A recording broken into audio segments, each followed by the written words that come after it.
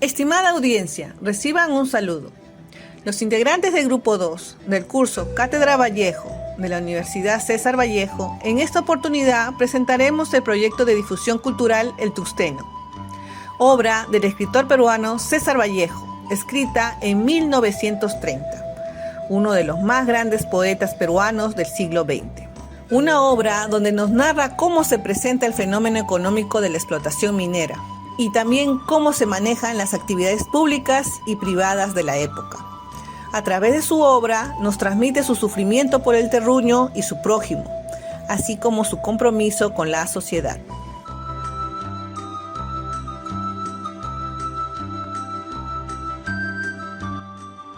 César Abraham Vallejo Mendoza es considerado el más grande poeta nacional e impulsador de la vanguardia latinoamericana.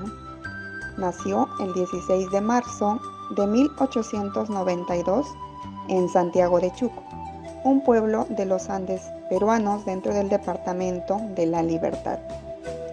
Sus padres fueron don Francisco de Paula Vallejo Benítez y doña María de los Santos Mendoza Gorrionero. El matrimonio tuvo 12 hijos, siendo el poeta el menor de ellos. Su familia lo llevó a sentir de manera muy fuerte el amor filial y fraternal, un sentimiento que se hizo presente en su exitosa trayectoria literaria. Dentro de esta, su segunda novela, El Tuxteno, la cual fue publicada por la editorial Zenit en 1931.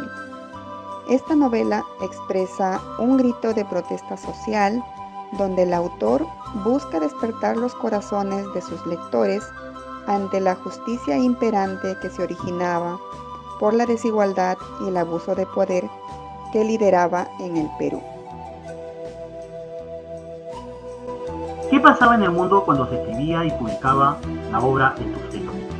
En España empezaba la Segunda República y existían grandes roces sociales y políticos como en todo el continente europeo, que en ese entonces estaba sufriendo los daños que había dejado la gran crisis y depresión económica sucedida en la Bolsa de Estados Unidos en 1929.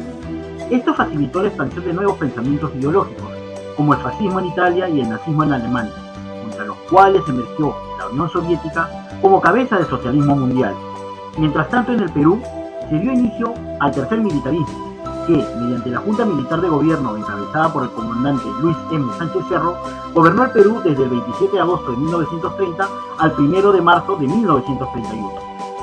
Para Vallejo, en esos años, realizó un viaje a Rusia, en 1928 y 1929, posteriormente a Francia, de donde fue expulsado culpado de actividades subversivas. Para él, son años de intensa práctica política. Además, Vallejo, como miembro del Grupo de París, y que para ese entonces había roto con el APRA, adhiriéndose posteriormente al Partido Comunista Español. Es en ese contexto, y según Georgette, su viuda, Vallejo escribe esta novela, El Tuxteno, en un lapso de 3 semanas, de un tirón, impulsado en parte por una motivación política y en parte por razones que le convenía, pues en España su medio de ganar dinero y subsistir lo representaban el trabajo periodístico y la publicación de libros.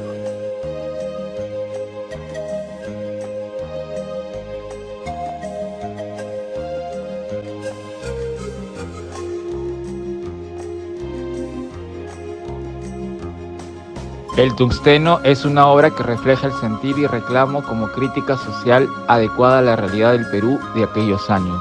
La obra inicia narrándonos cuando la empresa Mining Society adquiere las minas de Quivilca para extraer los minerales propios de esta en el pueblo. Para esto, la Mining Society es quien requiere mano de obra, lo que genera la contratación de muchos peones y obreros.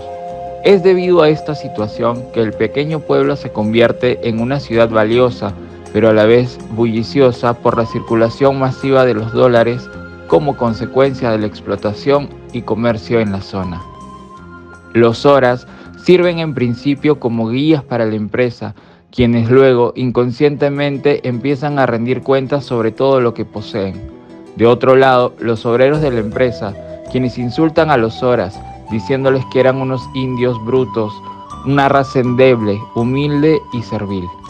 Este capítulo cierra con una repugnante escena donde los personajes principales de la novela, incluyendo a Mr. Tyke y Mr. Weiss, son quienes en conjunto forman parte de la violación en contra de la joven Graciela, también llamada La Rosada, quienes, jugando a los dados, entran en turno por órdenes económicas y de jerarquía.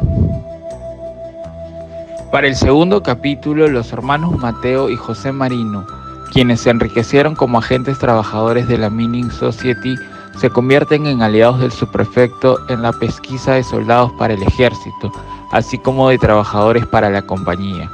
A través de este proceso, la captura de 2 indios, Braulio Conchucos e Isidoro Yepes, es interrumpida por los comentarios del narrador acerca de la población indígena que vivía fuera del Estado peruano y fuera de la vida nacional. El juez limeño, el comerciante José Marino, el cura Velarde y el subprefecto Luna ilustran una inhumanidad increíble que es reflejada también en la crueldad de los gendarmes y en la insensibilidad de los vecinos de Colca. El intrépido Servando Huanca tiene la inmensa valentía de protestar contra las injusticias que se cometen. Debido a todos estos precedentes de malos tratos, atropellos y abusos, es que se forma una breve sublevación por parte de los indios, pero esta también es neutralizada cruelmente.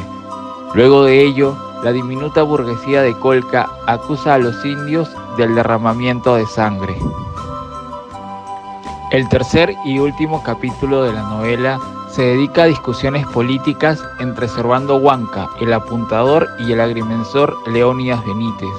El herrero Huanca pronostica una revolución mundial en la que todos los injustos explotadores serán derrotados y donde los indios de todos los rincones del mundo serán libres, aunque Leónidas Benítez se aferre desde un comienzo a su creencia, ya que para él son los intelectuales los que deberían gobernar. Y, por último, Benítez está muy convencido que los intelectuales son los que deberían de servir a la clase trabajadora obrera bajo las órdenes de esta. Entre las discusiones que tenían se notaba la desconfianza de Huanca y el apuntador en contra de Benítez, a quienes lo acusaban de traidor, y que llegado el momento de hacer alguna huelga, Benítez sería el primero en acusarlos. Finalmente, Benítez entra en una especie de lucha consigo mismo y para convencerlos de que estaba a su favor, ofrece una prueba muy contundente en contra de Mr. Tyke, que usaría para poder sublevarse en contra de él y de la compañía. Así, apoyaría de esta manera a la clase obrera. Este capítulo culmina con la unión de estos 3 personajes, quienes acudirían hacia más compañeros para sumarlos a su lucha. La última escena narra el momento en el que el apuntador en su soledad exclama los recuerdos tristes de su amada Graciela.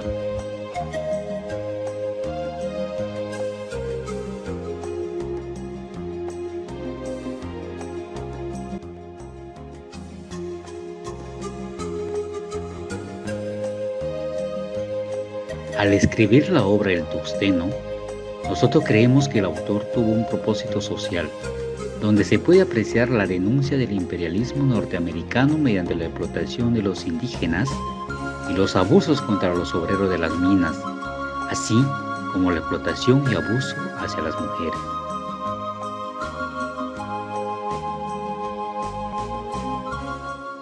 En la obra se puede notar cuando Graciela es maltratada y es violada por José Marino y sus amigos. Se puede mostrar claramente que en el Tusteno existe la corrupción de encubrir o ocultar actos malos entre personas de clase social alta. Las hermanas Teresa y Albina llegaron a Quivilca porque a su hermana lo mataron.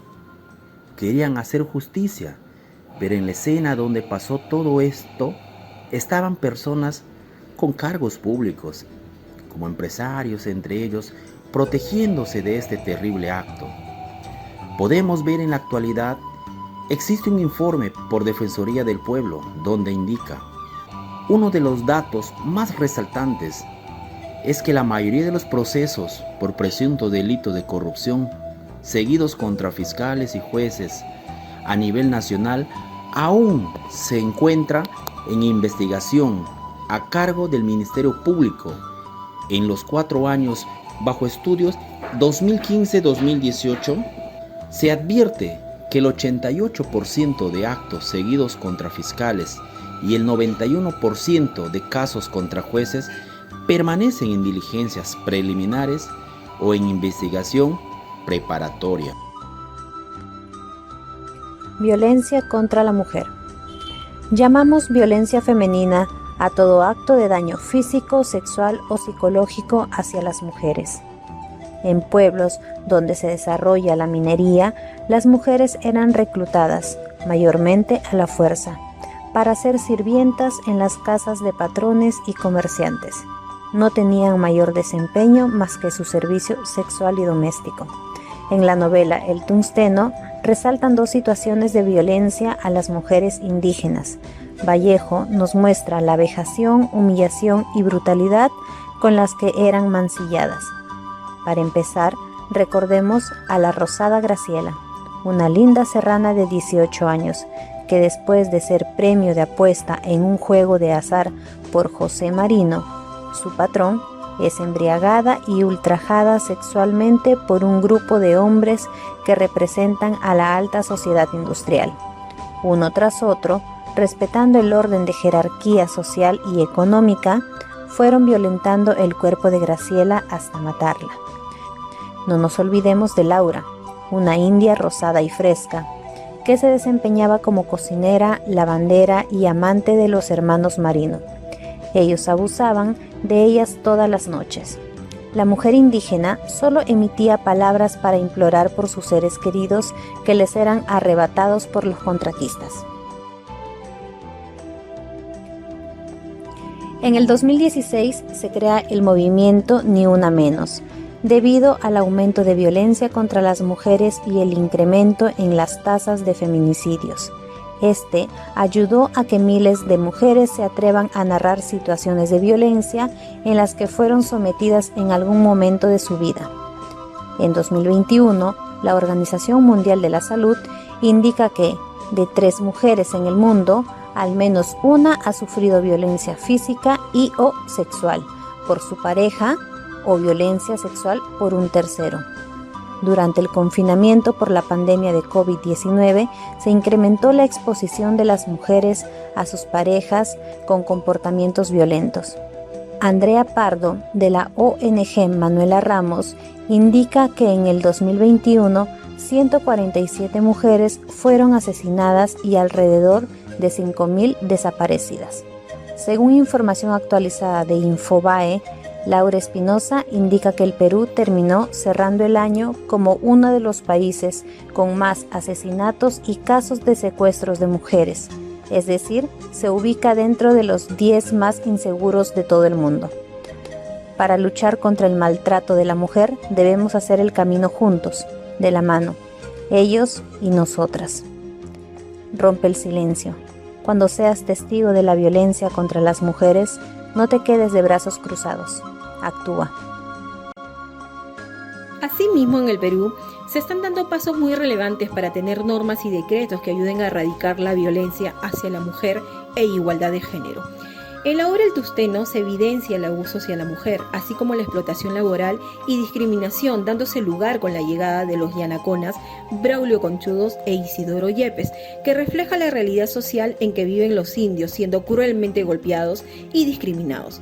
Aparece el libertador Servando Huanca, que pide al pueblo se levante contra las autoridades, logrando encabezar un levantamiento contra la injusticia que sufren los indios analfabetos. Sin embargo, José Marino y el subprefecto Luna llevan el pacto para que los indios sean traficados y obligados a ir a trabajar a la mina Minin Society. La polémica que se arma entre Benítez Huanca y el apuntador, donde se habla de las revoluciones mundiales y sobre todo la rusa, se inicia el plan para luchar contra la mina por la explotación de los obreros. Todo por el material que tenía la mina, tungsteno, mineral que se podía vender en el extranjero. En la actualidad, la explotación laboral es uno de los grandes problemas de injusticia social, sobre todo en la parte minería, por lo que tienen que trabajar bajo la tierra, sin luz natural y utilizando insumos perjudiciales para la salud y sin contar con implementos de seguridad. Se ha logrado implementar algunas normas favorables como el trabajo de 8 horas diarias, la utilización de implementos de seguridad obligatorio para evitar accidentes. Sin embargo, aún faltan plasmar mucho más en beneficios del trabajador minero.